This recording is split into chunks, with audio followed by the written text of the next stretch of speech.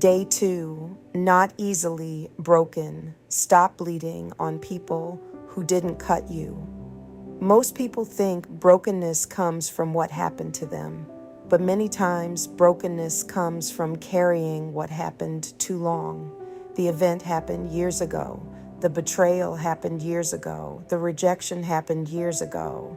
The abandonment happened years ago. The disappointment happened years ago.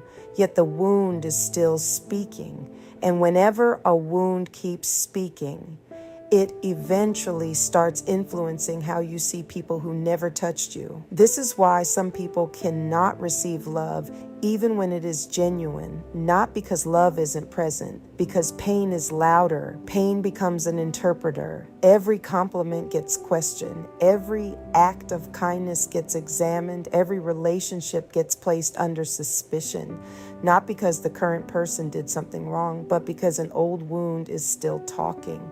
Many people are fighting today's people with yesterday's pain. A husband is paying for what an ex-boyfriend did. A wife is paying for what an ex-girlfriend did. A pastor is paying for what another church leader did. A friend is paying for what another friend did. A mentor is paying for what another authority figure did. The current person didn't create the wound, but they're experiencing the consequences of it. This is why healing is not optional. Healing is spiritual warfare, because the enemy knows if he cannot destroy your purpose, he will attempt to poison your relationships. He understands something powerful.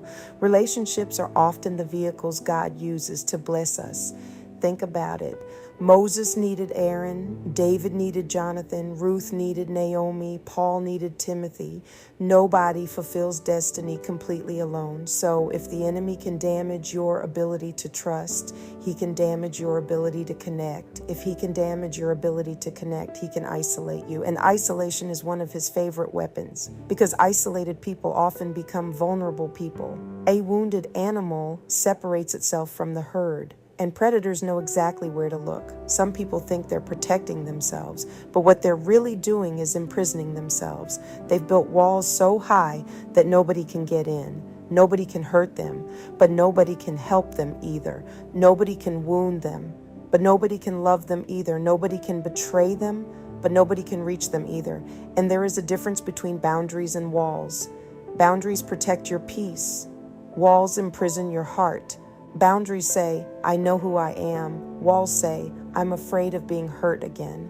Boundaries operate from wisdom. Walls operate from fear. Many people call it discernment when it is actually unresolved pain. They call it wisdom when it is actually fear.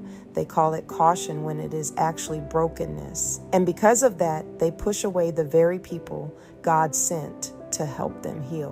One of the greatest examples of this is a person who gets cut by a knife.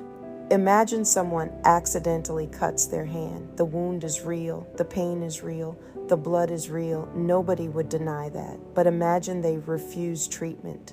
Days pass, weeks pass, months pass. The wound becomes infected. Now, the problem is no longer the cut. The problem is what happened because the cut was never healed. This is where many people are spiritually. The betrayal was real. The rejection was real. The abandonment was real. The pain was real. But the infection came from carrying it too long. The wound became bitterness. The wound became anger. The wound became suspicion. The wound became distrust. The wound became resentment. And now everybody who comes near them encounters the infection, not the original wound, the infection.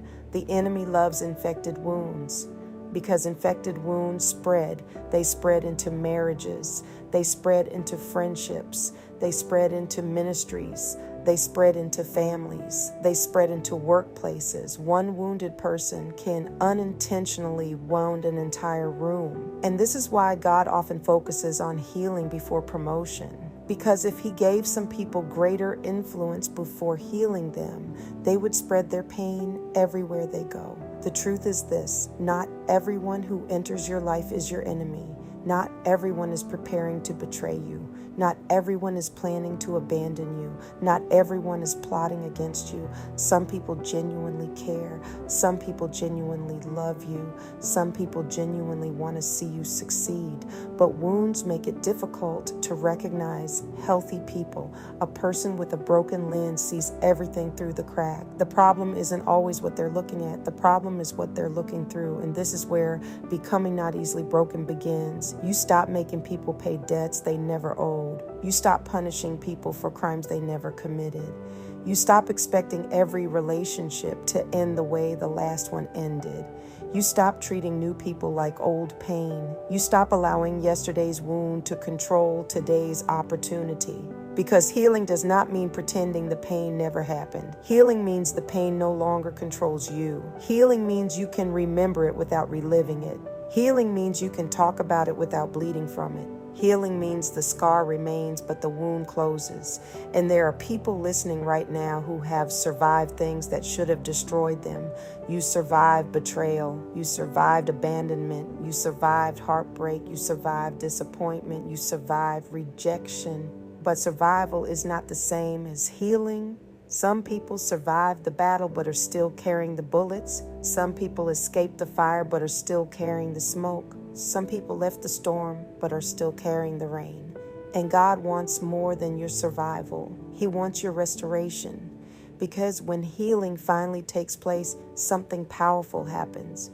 You stop seeing everyone through your pain. You start seeing through purpose. You stop reacting from your wound. You start responding from wisdom. You stop bleeding on people who didn't cut you, and you become exactly what heaven intended you to be, not easily broken.